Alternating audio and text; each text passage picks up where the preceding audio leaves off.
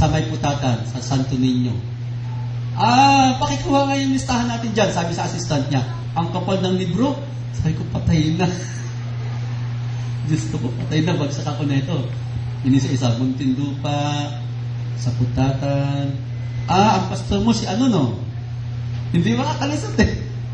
Andoon, yung listahan nila. Sabi ko, yari na, bagsak na ako na ito. In-expect ko na, bagsak na ako. Dahil nung ako yung interview, nag-sharing na lang kami.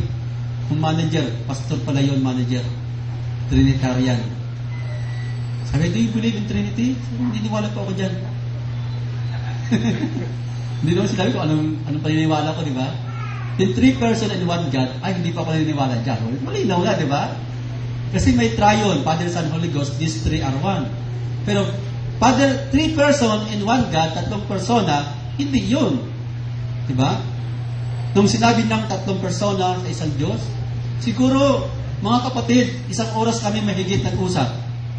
Bandang uli sabi, hindi ka pwede rito eh. Na-expect ko na talaga. Pagdating sa trabaho, siguro 5 minutes lang kami nag-usap. Pero pagdating sa religious, 1 oras kami nag-usap. Sharing kami, sharing. Akala nga niya, pastor ako, young people pa ako noon. Bandang uli, sabi ng manager na pastor, hindi ka pwede rito sa ano eh. Ini-expect ko na, hindi niya lang ini-expect ko na yan. So, hindi ako natanggap sa trabaho. Dahil hindi ako Trinitarian, mga kapatid. Pero yun ay simple pa lang na that was 1992. Ano na kaya ngayon? Nagpa-progress yan, mga kapatid. Diba? So, no student shall be registered in any school without the student or the parent having the number. Will not be able to buy or sell without the number. Hindi ka rin pwede magtanim without the number. O magbenta ng pagkain without the number. Article 6, no one shall be able to deposit, withdraw money without the number. At yan ang sabi ng Biblia, kapag ang image of the beast ay nabigyan na ng kapangyarihan, mayroon na siyang authority, makakapangusap na siya, at maipapatay naman ang lahat ng hindi sumasamba sa larawan ng hayop. At ang lahat, maliliit, malalaki, mayayaman, mga dukha, walang libre dito, mga kapatid. Sabi po ni Malakay Martin, mga kapatid, kung di ako nagkakamali, siya yun ng hula na may 2 papa na lang para ang mundo ay pagharian na ng Antikristo. Sabi ni Malakay Martin, mga kapatid, willing or not, ready or not, we are all involved. Siya po ay isang Jesuit, si Malakay Martin.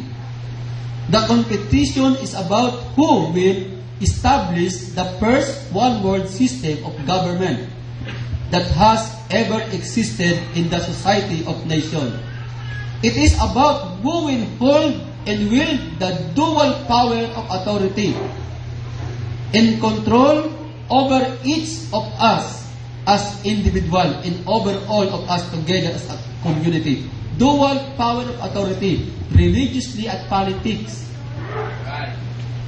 Our way of life as individual and as citizens of the nation, our family and our jobs, our trade, our commerce and money, our educational system, our religion, our culture, even the birds of our national identity, which most of us have always taken for granted, all will have been powerfully and radically altered forever.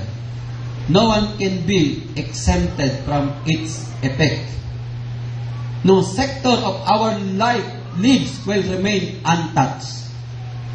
Siya po ay lumabas na sa Jesuit. At inihayag niya ang mga bagay na ito. Kapag ang New World Order, sabi niya, ay naiproklama na, walang bahagi ng buhay ng tao na hindi apektado. Para ka ng isdang may tali sa liig.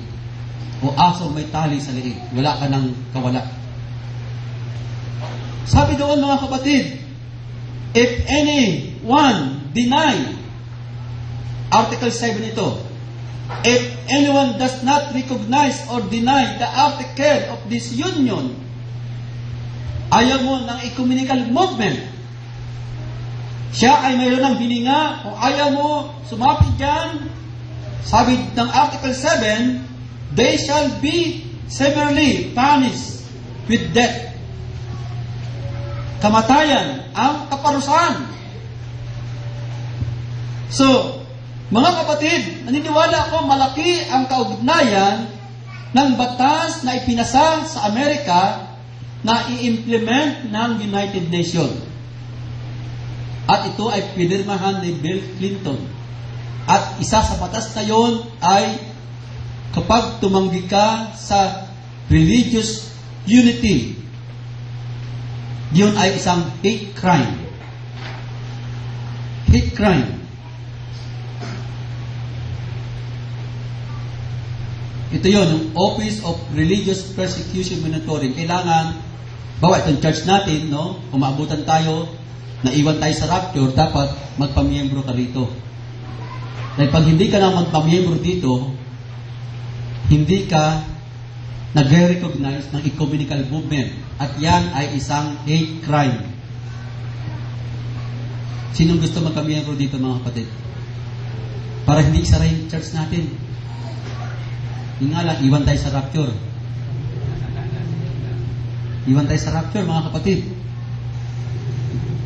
So, mga kapatid, nang magkaroon ng addendum sa batas na ito, napanood ko sa television, doon sa international news, na nagdagdag sila ng batas dito. Bawal nang tuligsain ang mga bakla.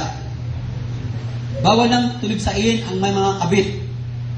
May kabit, no? Meron ibang babae. Sa batas na ito, hindi mo na sila pwedeng sabihin, masama ang ginagawa mo. Hindi mo na pwedeng sabihin sa mga bakla, masama ang ginagawa nila. Pero sa ngayon, itong batas na ito, sabi ng Amerika, ay iniligay lang nila sa isang tabi. At gagamitin nila ito sa tamang panahon. At ang United Nations, ang pinaka-watchful eye, siya ang mag-i-implement neto sa buong mundo, mga kapatid.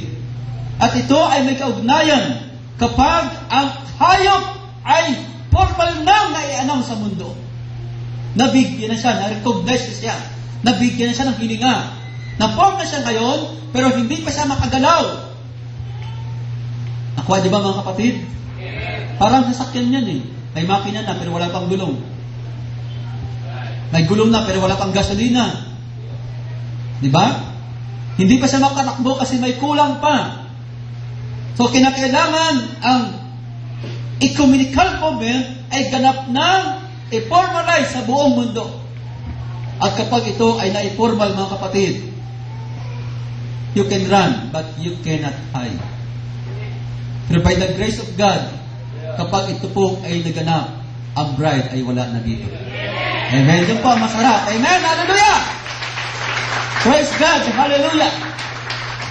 Pero alam niyo ba, mga anak ng Diyos, makikita pa natin pag binigyan siya ng buhay. Kaya nga, may karapatan siya na ipasara ng ating simbahan. Pero bago pa siya lupusang maghari, ang bride ay kukunin na ng Panginoon. Hallelujah! Ating palakpakan ang Panginoon. Hallelujah!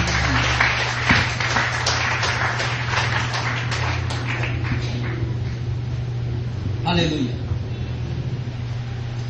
Mga anak ng Diyos, sa Great Tribulation, sa huling bahagi ng last 3.5 years, magaganap ang Great Tribulation. 3 taong kalahati.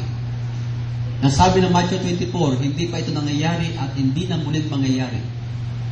Sa Dark Ages, sa loob ng 1,000 taon, mahigit 68 million ang namatay na Kristiyano sa kamay ng Katoliko.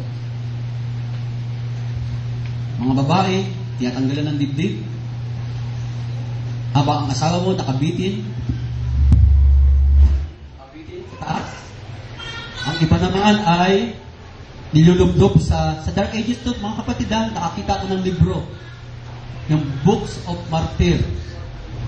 Ang iba nilulublob sa balon, habang ang isang pare hinihintay na tanggapin mo yung ostya. Katawan ni Kristo, yes or no? Pag sinabi mong no, papatayin ka. Pag sinabi mo yes, ligtas ka. Ang iba naman,